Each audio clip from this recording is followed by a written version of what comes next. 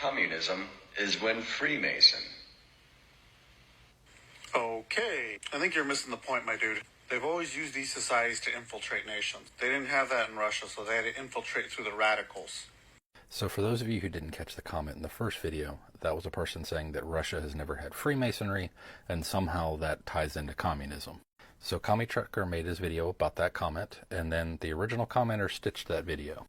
That's the second guy, and doubled down on his claim that there's never been Freemasonry in Russia.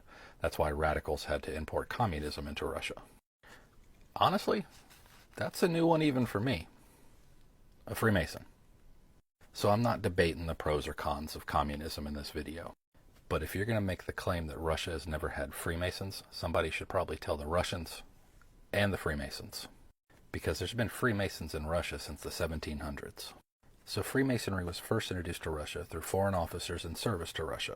And one of the first Masonic lodges in Russia opened in St. Petersburg in 1732. And Masonic lodges in Russia operated openly until Catherine the Great started to crack down on them in 1785. Once her son Paul I took the throne of Russia, lodges were able to operate again openly and freely for about 3 years. And then, of course, he started cracking down on them again.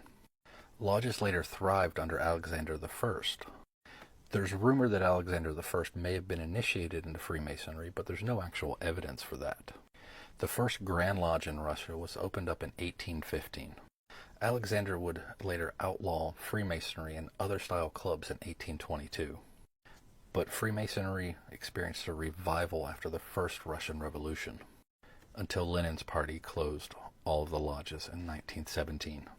Later we see lodges open back up, and this causes another formation of a new Grand Lodge of Russia. The Grand Lodge of Russia was formed in 1995 and still operates to this day. Here's their website translated by Google. In 2008, a second Grand Lodge, the United Grand Lodge of Russia, opens up and is still in operation. So again, if Freemasons have never existed in Russia, someone should probably tell Russia and Freemasons. And if you're going to use yet another Freemason conspiracy theory to argue with someone why communism is bad, remember, Google is free.